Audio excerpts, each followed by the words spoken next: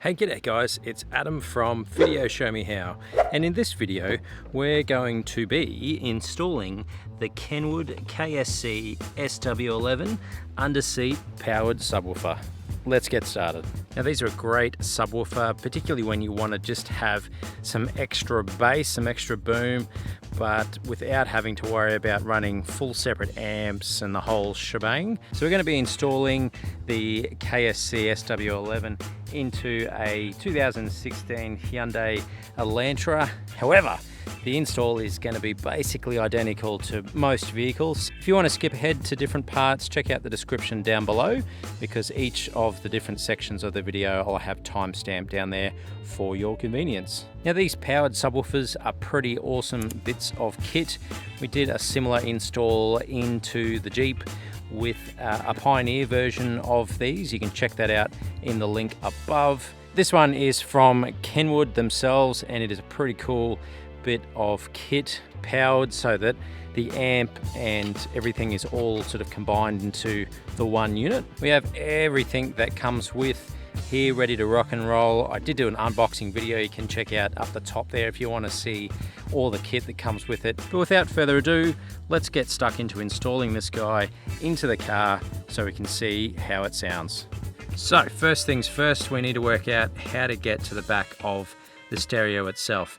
Now this, like I said, is a Hyundai Elantra.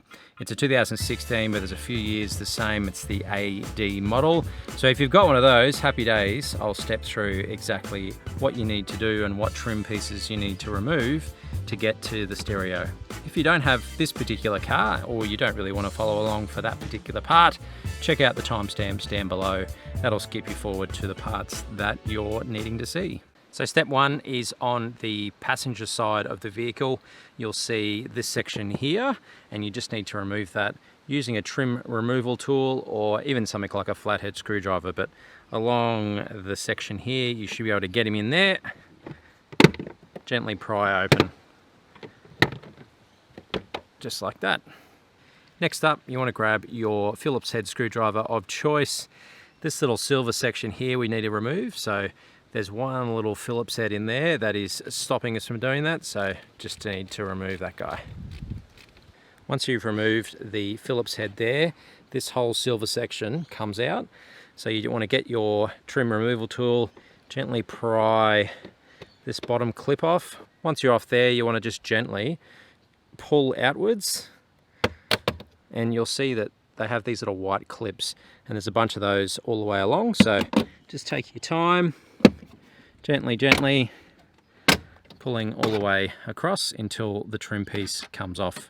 So next up, we want to remove the surround of the stereo and screen itself. So to do that, there's a Phillips head here, and then there's another guy hiding around in the corner there. So once again, grab your Phillips head and remove these guys. Next, on the driver's side, there's one extra little bit of trim here that needs at least prying away. So grab your trim removal tool up against the ignition barrel, just gently sort of pry outwards, just like that. And then it's same as before, just sort of pull him out of the way. Don't pull it too far because it is still attached here. You only really need it out just a smidge so that we can remove the actual cowl over the top. So that's the next step. We need to remove this guy here. There's a couple of little clips just under here. You can pull up like that, and then same on the other side, you can see here. So you just want to pull up and out. So just move him out of the way a little bit, and that will expose the rest of the outside cowling, which you should be able to then just pull away gently again until that section comes out just like that. It's worth noting, this is the same point that you'd be if you were replacing the whole head unit itself, and that might be something we're doing in a future episode, so check the links in the corner. Now we need to remove this guy to be able to install the cabling for the sub. So there's a couple of more Phillips head screws. There are two on either side, so just remove those so we can pull the unit out. Once you've removed all four of the screws, There's just two final little clips, but if you give it a good pull on either side, the whole unit should come out just like that. So depending on what type of head unit that you have in your existing car, it's going to define which way you go about installing the subwoofer from this point forward. There are two different connection types that you can use to install the sub, which is pretty cool. One of them uses RCAs, so your red and your white connectors. Now that would be my preference, is to use those to give a cleaner signal. Now the easy way to tell is get around behind your head unit and see if you have the connectors for these guys. You're looking for red and white connectors, and they're usually female connectors. Now as you can see, the back of the standard unit that comes with this Hyundai doesn't have those, so a bit of a problem for RCA connectors. However, great news, you can also install the Kenwood sub by using speaker input connectors. So that's basically using the same sort of cabling, but instead of joining by your RCAs, you actually use some speaker wire, some existing speaker wire, and you splice into the speaker output from the head unit itself and use that as your signal. Now the cabling that comes with the Kenwood sub is pretty awesome because it has both of these versions available for you, whether you're using the RCA version or the speaker input. This end goes into the subwoofer itself. The other end is designed to be used for the speaker connectors. And they've already got these ready to go in line. We have one for our right input, another one for our left, and they've basically got them all nice and set up so they're already pigtailed, ready to go. So for us, we will be using this method. If it's RCA, it's nice and easy because you just plug in these guys straight into the back of your head unit and running the cabling down to where you're having your sub. For us, extra little step of connecting these guys. Now on the top of most stereos, it'll actually tell you what all the wires are. So you can see here that we are actually after the front left and the front right. So you can see there that the A2 is our front left, and then we've got our A3, which is our front right. So they're the two wires that we want to splice into. If you need some details into how to splice and connect wires, check out the video on the channel already up the top here. It goes into a heap more detail. So once the positive side is all wired up, so we've got our front left and our front rights ready to go and spliced, and just make sure that your bullet connectors are the right orientation for the actual connectors themselves. So the easiest way to do this is the black strip on the wires, that's your negative, and the full color, that's your positive. So you just want to get these lined up so that your negatives, for example, are ready to go, and then the positives are connecting from there to there, as you can see. So straight after you've got your positives ready to go, the next is to look for the negatives. And if we look on here, you can see speaker rear left, we don't want that one, FL, so there we go, speaker front left negative and speaker front right negative, and they are numbers 10 and 11, which conveniently on our little plug here are right below our positive wires. And there we are, that's what it'll look like once it's all connected. Pretty straightforward. Just remember that effectively what you're doing is you have the loom side and the connector side, and there's a straight line through there. You want to find the right wire and then use these guys to splice in between. So there's still a join going from this side of the loom all the way around to the connector side. The difference is that because of these awesome cables that Kenwood supply, it also then runs off down to the subwoofer and amp. The next step, once you have all of these connected, whether you've gone the RCA route or the speaker wire connections, is to find a ground. So if you have a look at the loom that is remaining, we have a bunch of wires here, but it's not as scary as it looks. You'll have one end, which will be this end here, and this is what connects to the sub itself. So basically everything on the other end is all pre-done, ready to go for you. So if you flip this over, you can see that here's our line-in connection. That's what's going to connect to the other end of our cabling here. Or if you had RCAs off the back of your head unit, you'd go off the back of the head unit all the way around and into this input. That's what's going to give the signal so that the stereo tells the sub when to go boom. And then the other that we have to do here before we wrap up the wiring for the head unit itself is this blue cable. Now the blue and the white cabling is basically an accessories power. So what I mean by that, it's not the actual power, that's what the yellow is with the fuse. This is what we're going to hook up to the battery in a minute. That's what will power your subwoofer. This is kind of what tells it to switch on or switch off. So sometimes they're called different things. We've got a label here from Kenwood, power continued or something like that. I assume that stands for, I'm sure it's written in the description there somewhere. But basically what this does and what you want, how you want to wire this is it's connected to your head unit or something else in your dash that only gets power once you've turned the key. So the idea there is that rather than your sub being turned on the whole time, even when you're not in the car and draining your battery, it will only switch on when you turn your head unit on or turn the key to the ignition on. Now to connect this one, Kenwood's got the same sort of piggyback wiring here ready to go on the loom, which is awesome. Depending on the head unit that you have, in this case, there is no plug separate for this. You may have an accessories plug off the back of your head unit. That's going to be the one that you want. Or you can just find a wire that's in your existing loom that only switches on when you turn the ignition on. This should light up. So the easiest way to test this is to use a test light, which looks a little bit like this. They're a pretty simple thing and they're super cheap. You probably got one lying around. Otherwise you can get them from pretty well any auto shop or online. Check out the links. But basically what you do is you connect one side to an earth, which is almost always just a bit of metal that may be in your dash or any bolts and screws.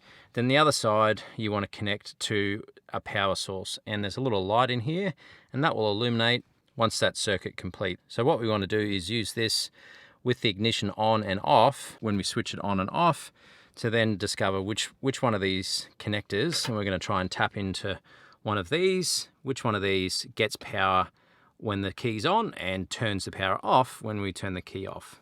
So we can see that on this top one, it's got power. Now I don't have the ignition turned on at all here, and it's got power. So that's a constant feed. This one here, and we can see this so that the red at the top has a constant feed.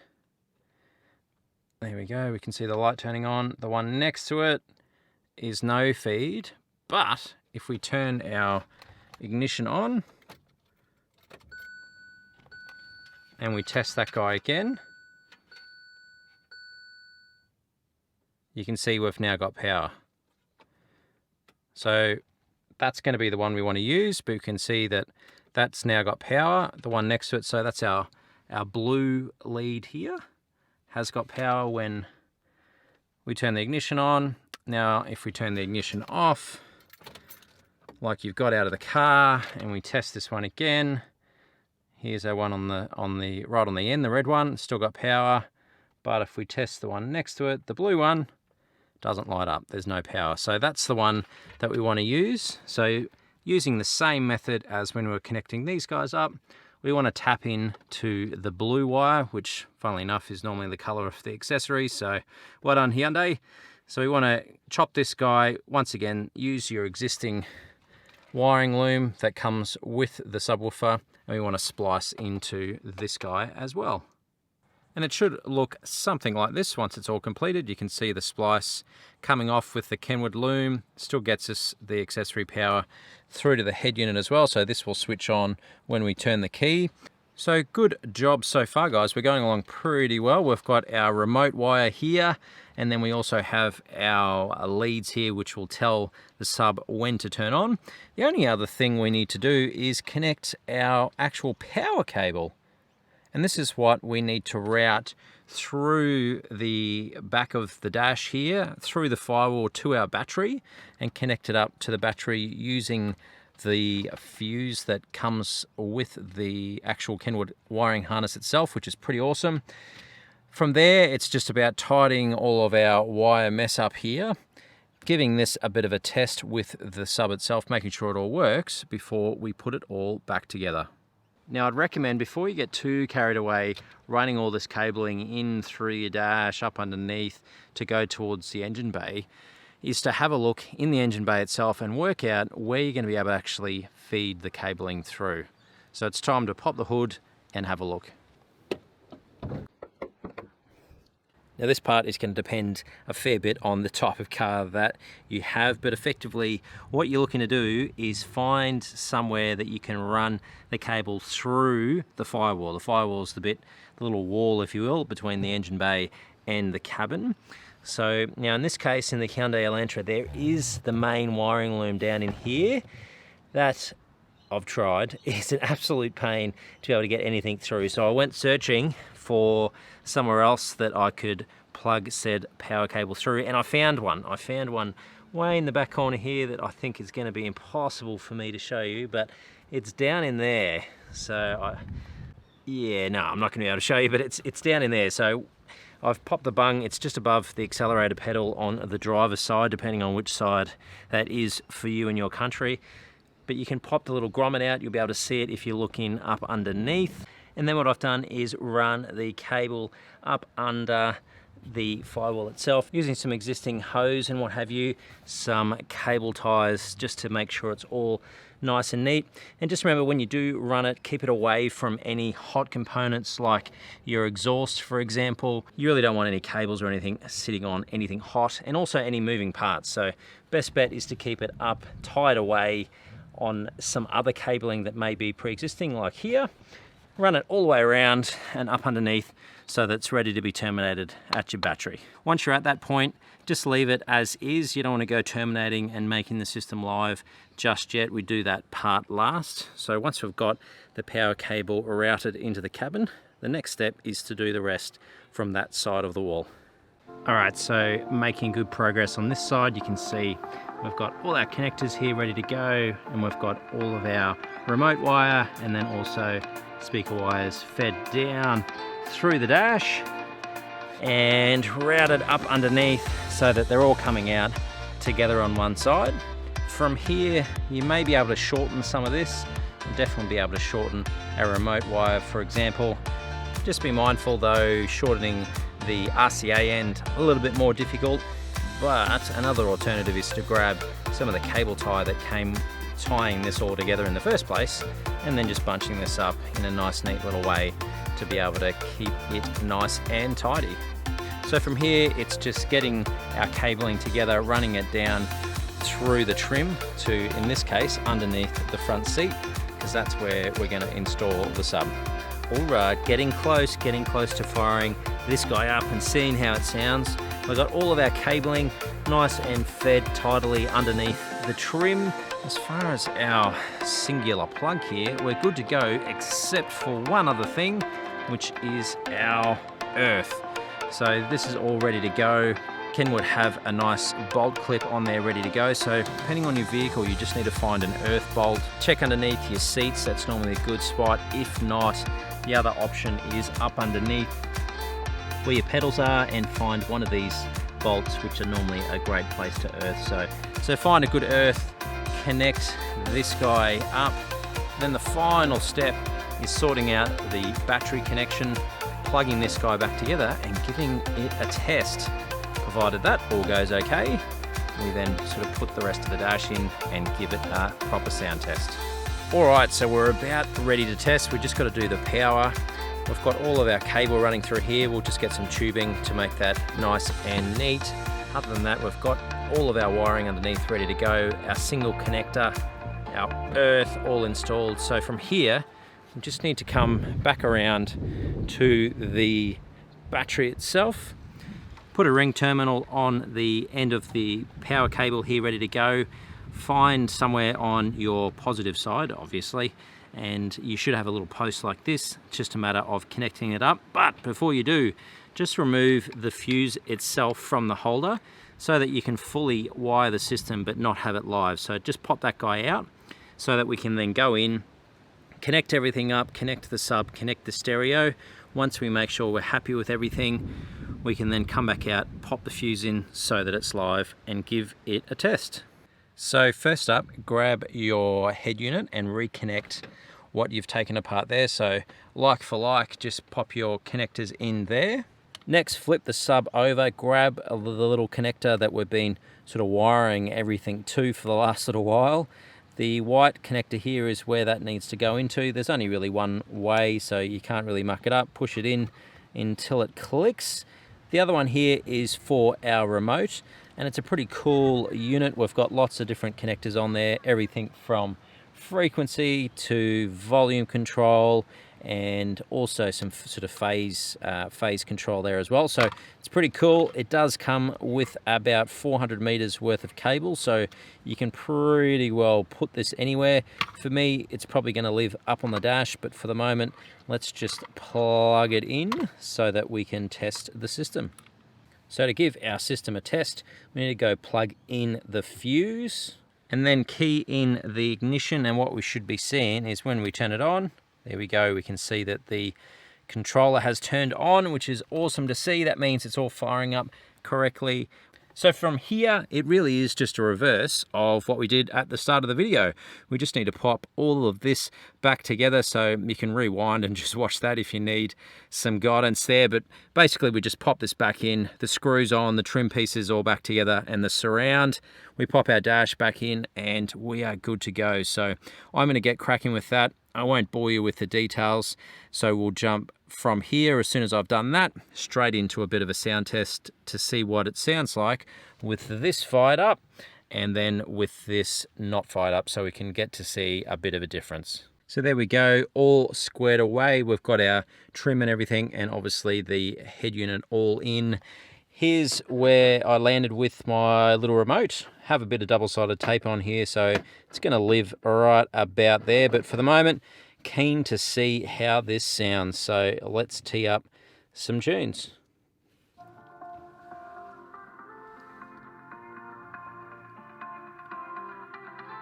So this is with it off.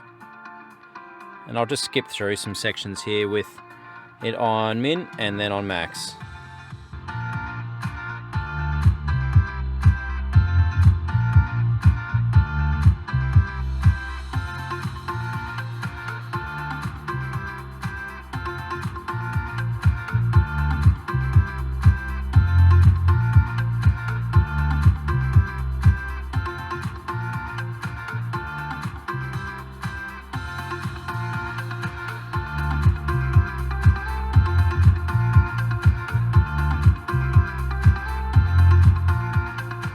And there you have it, all installed, ready to rumble. As always guys, I hope that you found this video helpful, and if you did, let me know in the comments below. And also let me know what type of vehicle that you're going to be installing your Underseat sub into. If you haven't subscribed to the channel as yet, and you're keen to see all the other videos as they come out, hit the button here, don't forget the bell, and that way you're notified every time a new how-to video is uploaded. All the bits and pieces that I used as part of the install are linked below, so if you need to get your hands on any of that sort of stuff, the links straight through are in the description. Other than that guys, I hope that you have an amazing day, and I will see you in the next video. Cheers guys.